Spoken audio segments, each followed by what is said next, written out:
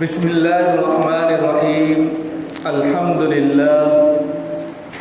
لله رب العالمين، والصلاة والسلام على سيد الأنبياء والمرسلين محمد بن عبد الله الأمين وعلى آله وأصحابه وأزواجه وذرياته وأهل بيته وسلم تسليما كثيرا أما بعد. أعوذ بالله من الشيطان الرجيم. بسم الله الرحمن الرحيم.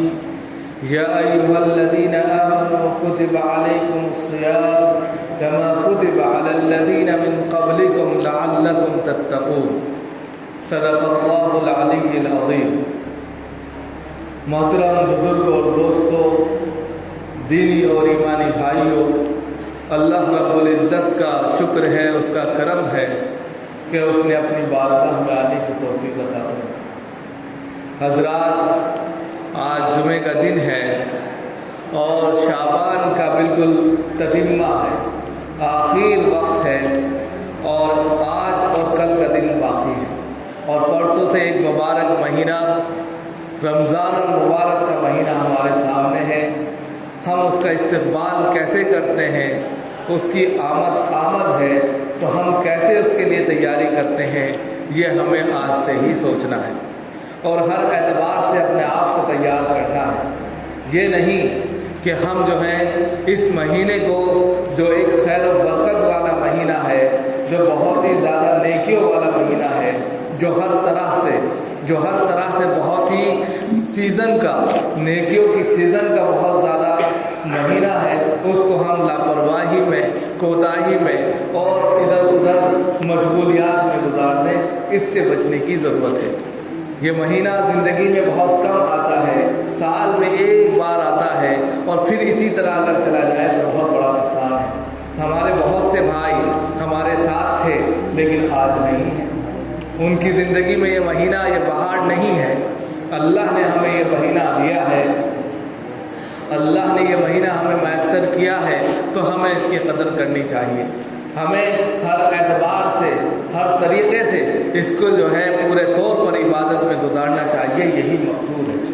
ورنہ یہ مہینہ بھی اسی طرح گزر جائے گا دوسرے مہینوں کی طرح، تو پھر اس مہینے اور دوسرے مہینوں میں کوئی فرق باقی نہیں رہے گا. ہم دوسرے مہینوں میں دنیا میں پڑھ کر دنیا کماتے ہیں اور خوب مال اکٹھا کرتے ہیں، لیکن ہمیں اپنی آخرت کی بھی تیاری کرنی ہے، اور وہاں بھی ہمیں چین اور سکون کی زندگی میسر ہو سکے، آرام کی نیند ہم سو سکیں. اس کے لیے ہمیں اس مہینے کے اندر ہر عبادت، ہر خیر اور ہر وہ چیز جو جناب محمد رسول اللہ صلی اللہ علیہ وسلم نے کی ہے، ہم تگ و دو کے ساتھ، محنت مشقت کے ساتھ، ریاضت کے ساتھ، دلچسپی کے ساتھ، محبت کے ساتھ، رغبت کے ساتھ اور پوری دلچسپی اور دل جمعی کے ساتھ میں کریں گے تو وہ چیز حاصل ہو جائے. سب سے زیادہ اس مہینے میں جو بات کہی گئی ہے وہ ہے روزہ. یا ایھا الذین آمنوا کتب علیکم الصیام. یہاں پر کہا گیا ہے ایمان والو، ہم نے تم پر روزے فرض کیے ہیں جیسا کہ تم سے پہلی قوموں پر روزے فرض کیے.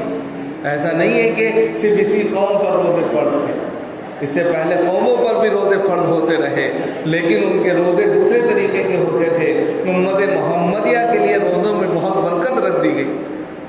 وہ برکت یہ کہ انسان جو ہے صبح تڑکے کھا لے، پی لے اچھے سے، اور پھر دن بھر جو ہے اللہ کی عبادت، اللہ کے لیے وہ جو ہے روزہ رکھتا ہے. ہر چیز کا روزہ ہوتا ہے، ہر چیز کے لیے اللہ کی خوشنودی حاصل کرنے کے لیے وہ بھوکا پیاسا رہتا ہے. اور پھر شام میں اس کے لیے پھر اللہ نے بے شمار نعمتوں کا دسترخوان مہیا کرا دیتے ہیں. رمضان المبارک کے مہینے میں آپ دیکھیں گے وہ نعمتیں جو سال بھر آپ کو میسر نہیں ہوتی اور ہمیں دیکھنے کو نہیں ملتی، وہ تمام چیزیں ہمارے دسترخوان پہ اللہ تعالیٰ پہنچا دیتے ہیں. یہ اللہ کے مہینے کی برکت نہیں ہے تو کیا؟ لہذا ہم اس مہینے کو پوری عبادت میں اور خاص طور سے روزہ رکھ کر گزاریں، کیونکہ اس مہینے کی سب سے بڑی عبادت روزہ ہے. عام طور پہ ہمارے بہت سے ایسے نوجوان بھائی ہیں کہ جو روزہ چھوڑ دیتے ہیں، جو روزہ نہیں رکھتے. بیمار اگر ہے تو اس کی بات الگ ہے، اگر کوئی پریشانی ہے تو وہ بات الگ ہے، رکھ نہیں سکتا. شوگر پیشنٹ ہے یا اور کوئی پریشانی ہے تو پھر اس کے لیے تو چھوٹ ہے. لیکن ایک بندہ بالکل صحیح چنگا ہے، ہر اعتبار سے وہ روزہ رکھ سکتا ہے، لیکن اس کے باوجود وہ روزہ نہ رکھے تو پھر یہ جو ہے اللہ کی بہت بڑی اس کے اوپر لعنت ہے، اور اس کے لیے بہت بڑی خیر سے محرومی کی بات ہے کہ انسان سمجھ نہیں رہا ہے کل کو جب جو ہے اس کا بدل لیا جائے گا، اس کی جزا اور سزا ہوگی، تو انسان کو اگر وہ چیز دیکھ لے، اور جو قرآن میں بتلایا گیا کہ ایک روزے کا کفارہ جو ہے لگاتار 2 مہینے روزہ رکھنا ہے۔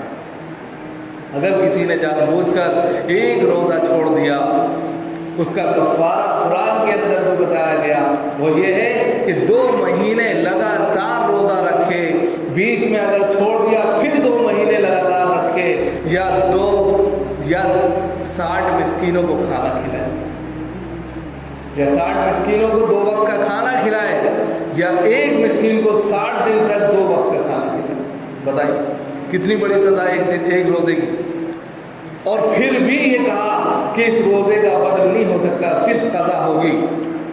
یہ نہیں کہا کہ اس کا ثواب مل جائے گا، جو روزہ چھوڑا ہے ثواب نہیں ملے گا، جو گناہ کیا تھا اس کا کفارہ بس ادا ہو جائے گا، اس کی پینلٹی پڑ جائے گی، لیکن ثواب وہ تب بھی نہیں مل پائے گا۔ تو بہت ہمارے ہم اپنے نوجوان بھائیوں سے کہیں گے کہ روزہ ضرور رکھیں، ہر اعتبار سے رکھیں۔ اللہ تعالیٰ خود بخود جب آپ روزہ رکھیں گے، نیت کریں گے، تو اس چیز کو آسان بنا دیں گے، خود بخود آپ کے اندر وہ انرجی، وہ طاقت، وہ قوت ڈال دیں گے کہ آپ کے لیے روزہ رکھنا آسان ہو جائے گا۔ دوسری چیز جو ہے اس مہینے میں جو ہے تراویح ہے۔ دوسری سب سے بڑی عبادت کہہ سکتے ہیں آپ تراویح کی ہے، کہ اس مہینے میں عام طور پہ جو نمازیں ہوتی ہیں آپ نے دیکھا ہوگا، نماز ہوئی، فرض ہوئی، سنتیں ہوئی، اور انسان چلا جاتا ہے، لیکن اس میں ایک نماز جو ہے اور بڑھ جاتی ہے، اور وہ 20 رکعتوں پر مشتمل ہوتی ہے، جس کو ہم تراویح کہتے ہیں، جس میں پورا قرآن شریف سنایا جاتا ہے، اور ہم سنتے ہیں، پڑھتے ہیں، سنتے ہیں۔ یہ ساری چیزیں ایسی ہیں جو نیکیوں کو اکٹھا کرتی ہیں۔ 20 رکعت کا ثواب خود فرض کے برابر ہو جاتا ہے، نفل کا ثواب فرض کے برابر ملتا ہے، یہ سنت موقدہ ہے۔ پھر اس میں جو قرآن شریف پڑھا جاتا ہے اس کا ثواب کتنا۔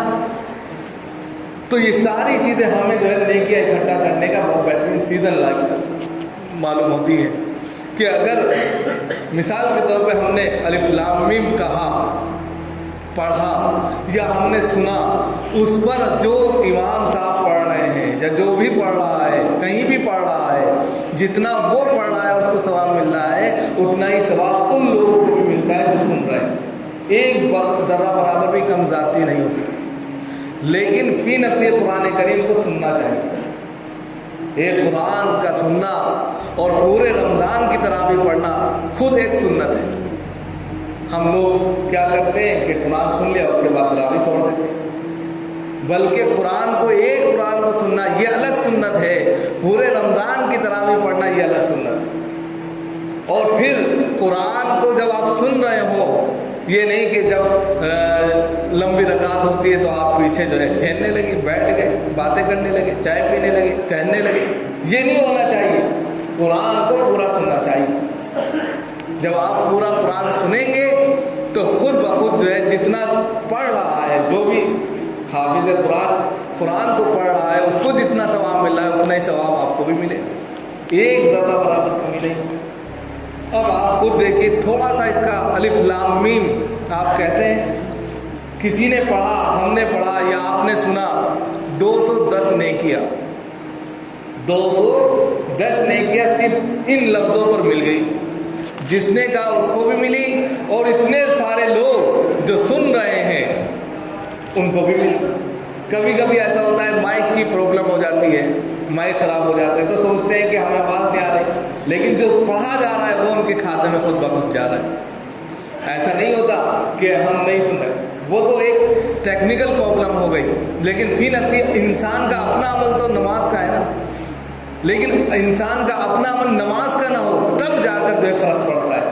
نماز ہو رہی ہے، آواز بھی پہنچ رہی ہے، کہ اس کے بعد آپ جو ہے باہر بیٹھ جائیں، ٹہلنے لگیں، چائے پینے لگیں، بہت سی جگہ جو ہے چائے چلنے لگتی ہے لمبی لمبی رکعت میں، تو یہ نہیں ہونا چاہیے۔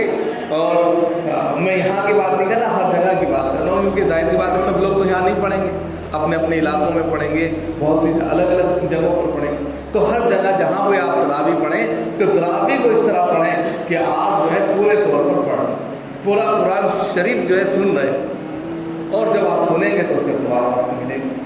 اور جو رکعتیں جو 20 رکعت پڑھیں گے ان کا ثواب الگ ملے گا، قرآن کا الگ ملے گا، تراویح کا الگ ملے گا، ہر چیز کا الگ الگ ثواب ملے گا۔ اور یہ ثواب آپ کو دنیا میں تو نظر نہیں آئے گا کہ آپ سوچنے لگے بھائی میں نے 10 روپے کا سامان بیچا، 12 روپے مجھے مل گئے، 2 روپے کا مجھے بینیفٹ ہوا، فائدہ ہوا، میں نے رات بھر نماز پڑھی تو مجھے کیا ثواب ملا، میرے اکاؤنٹ میں کیا ہے۔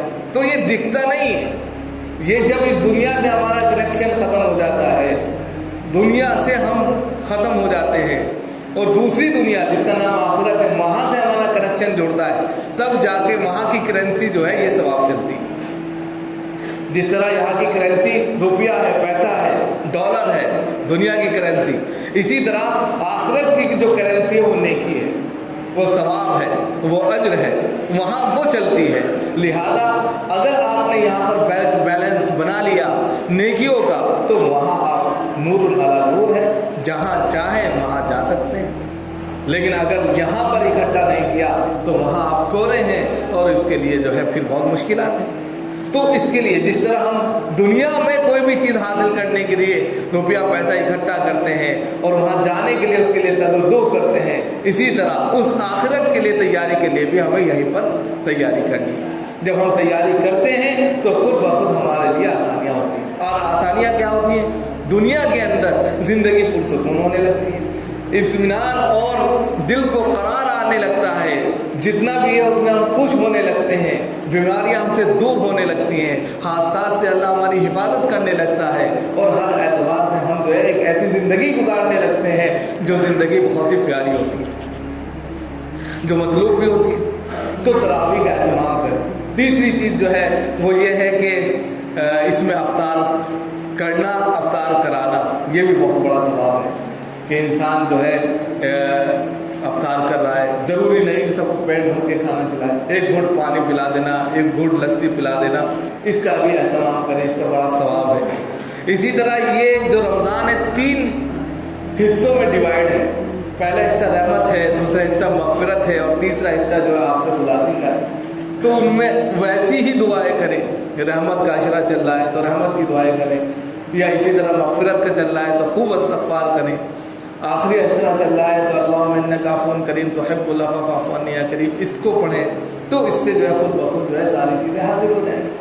تو یہ بھی 2 چیزوں کی کثرت کریں، ایک تو کلمہ لا الہ الا اللہ اور ایک جو ہے استغفار، اس کو لازم پکڑ لیں، اس کو لازم پکڑ لیں کہ ہر شخص جب خالی بیٹھا ہو تو وہ جو ہے کلمہ لا الہ الا اللہ کی ایک تسبیح پڑھ لے اور ایک تسبیح جو ہے وہ استغفار کی پڑھ ڈالے، اور 2 چیزوں کی طلب کریں خاص طور سے، جب بھی دعا مانگے جنت کو مانگے، دوزخ سے پناہ چاہے، جنت کو طلب کریں اور دوزخ سے اللہ سے نجات مانگے، پناہ چاہے کہ اللہ ہمیں اس سے بچا دے۔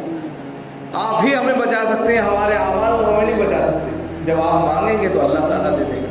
والدین کی فرما برداری کریں، والدین کا بڑا اہم کردار آیا ہے کہ ان کی عزت و آبرو اور ان کا احترام اور ان کے لیے جھک جانا، یہ ساری چیزیں، تو ان کا جتنا ہو سکے ادب کریں، ان کے لیے جتنا ہو سکے جو ہے آپ جو بھی کر سکتے ہیں ان کے لیے دان کریں، ان کا ادب کریں، ان کے ساتھ حسن سلوک کریں۔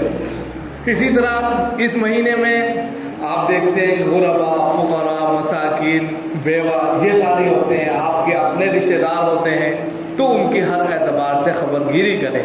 خبرگیری کا مطلب یہ ہے کہ اگر ضرورت مند ہے تو ان کی ضرورت کو پورا کر دیں، اللہ نے آپ کو دیا ہے تو ہر اعتبار سے ان کی ہیلپ کریں، اس کا زیادہ ثواب ملے گا۔ مزید یہاں پر ایک چیز اور ہمیں بتانی ہوگی، وہ یہ ہے کہ آج کے وقت میں بہت سے ایسے لوگ آپ دیکھیں گے رمضان میں آئیں گے، سفیر ٹائپ کے، جن کو آپ جانتے ہیں، جس مدرسے کو آپ پہچانتے ہیں، جس سفیر کو آپ جانتے ہیں کہ یہ صحیح ہے، اسی کو اپنا پیسہ دیں تاکہ آپ کا پیسہ صحیح لگے۔ بہت سے ایسے لوگ اس وقت چل رہے ہیں، RSS کی جانب سے بھیجے گئے ہیں کہ وہ دوسری کیٹیگری کے لوگ ہیں، وہ مسلم بھی نہیں ہیں، اور وہ چندہ آپ کو وصول کرتے ہیں، پھر آپ کے خلاف اس کو لگا دیتے ہیں۔ تو بہت ہی سوچ سمجھ کر آپ اپنا چندہ بھی دیں، उन लोगों को दें, उन मदरसों को दें जिनको आप जानते हैं, मुस्तहिक हैं। और फिर आपके इलाके में जयप्रकाश नगर में आपका मदरसा है, वहाँ गरीब बच्चे पढ़ते हैं, उसकी रसीद हमारे पास रहती है, आप यहाँ कर रसीद कटा सकते हैं। तो आपका पैसा एक सेफ जगह जाएगा, एक सही जगह जाएगा, उससे आप महफूज रह सकते हैं कि जो आजकल एक पूरी टीम चल रही है, अभी आपको हरियाणा में पकड़ी गई, पंजाब में पकड़ी गई, और इसी तरीके से लखनऊ में कितनी जगह ऐसे लोग पकड़े गए हैं जो फर्जी रसीद लेकर चल रहे हैं, और वो मुस्लिम भी नहीं है। जब उनके आधार कार्ड देखे गए तो वो मुस्लिम भी नहीं निकले, सहारनपुर में पकड़े गए। तो इसलिए हमें बताना है कि आपका गाड़ी कमाई है, आपकी मेहनत की कमाई है, आप ज़कात निकाल रहे हैं, आप खैरात निकाल रहे हैं, और वो सही जगह नहीं जा रहे, मुस्तहिकीन को नहीं पहुंच रही है, तो फिर आपका पैसा भी नहीं लगा। इसलिए जिनको आप जानते हैं, जो पहले से आते हैं, जिनको आप पहचानते हैं, जो जब मदरसा है जिसके यहाँ आपकी तस्दीक है, तो आप उसको दें, वरना आपका ये मदरसा है उसको आप सपोर्ट करें, जिसको भी, और ख़ास तौर से अपने करीबी रिश्तेदारों को सबसे पहले देखें, जो आपके रिश्तेदार हैं, गरीब हैं, गुरबा हैं, फ़कीर हैं या मिस्कीन हैं, या ये कि तंगदस्त हैं, उनकी खबरगिरी पहले करें, और वहाँ से अगर बचता है तो फिर आप आगे दें। इसलिए कि अपने रिश्तेदार बेचारे भूखे हैं और आप बाहर लुटा रहे हैं, ये भी सही नहीं। आप अपने महल्ले में देखें कितने लोग ऐसे हैं जो ज़रूरतमंद ज़्यादा हैं, पहले आप उनकी मदद करें। जब आप उनकी मदद कर दें, अल्लाह ने और नवाजा है, तो फिर आप दूसरों की भी मदद करें। लेकिन हर एतबार से सोच समझ के इस वक्त कदम उठाने का है, ये हमारी ज़रूरत थी, ये हमारी जिम्मेदारी थी कि आपको जो है आपके सामने ये बात रख दें। तीसरी चीज़ जो है वो ये है कि आज के वक्त में जो है हम जो है अपना वक्त को, जो रमज़ान का जो अहम वक्त होता है, वो ऐसे ही गुजार देते हैं। तो हम ये कहें अपना एक वक्त बनाएं कि आधा 1 घंटा दिन में जो है मस्जिद को देंगे, 1 घंटा 2 घंटा जितने भी आप निकाल सके, सिर्फ मस्जिद में आके बैठेंगे, मस्जिद की फ़िज़ा में बैठेंगे, अल्लाह के घर में आके बैठे, कुछ ना करें, आप मस्जिद में आके बैठिए। 1-2 दिन बैठेंगे, खुद ब खुद अल्लाह रब्बुल इज़्ज़त आपके दिल में ये लगन पैदा कर देगा कि आप तिलावत करें, आप तस्बीह पढ़ें, आप मुनाजात करें। जब ये होगा तो खुद ब खुद दिल आपका जो मस्जिद से लग जाएगा। वरजुलुन मुअल्लकुन फिल मसाजिद, वो नौजवान जिसका दिल मस्जिद से अटक जाए, अल्लाह के साए तले। लिहाजा अपने आप को मस्जिद से लाजिम पकड़ें, और अपने वक्त को जो है थोड़ा बहुत निकाल के, हम ये नहीं कहते पूरा वक्त दें, थोड़ा बहुत निकालें। जब थोड़ा थोड़ा निकालेंगे तो आपकी आदत बन जाएगी, और आदत ही इबादत बन जाती है। फिर इंसान को मस्जिद में, नमाज में और तमाम ऐसी चीज़ों में जो अल्लाह की इबादत से मुताल्लिक़ है, उसमें मज़ा आने लगता है। लिहाजा इस तरफ तवज्जो करें। अल्लाह ताला हम सब को अमल की तौफीक मदद फरमाए। एक चीज़ कहनी थी, वो ये है कि इंशाअल्लाह हमारी शाही मस्जिद में, आप सब की शाही मस्जिद में जो है कुरान करीम तरावी में पढ़ाया जाएगा। यहाँ पर शुरू में ज़्यादा होता है, 1 हफ्ते तक 2-2 पारे होंगे, और उसके बाद में फिर 1.5 पारा बराबर चलेगा। 18-19 में इंशाअल्लाह पूरा कर दिया जाएगा। आप लोग से दरख्वास्त है कि जो लोग यहाँ आना चाहते हैं वो आराम से यहाँ तरावी पढ़ सकते हैं। अस्सलाम।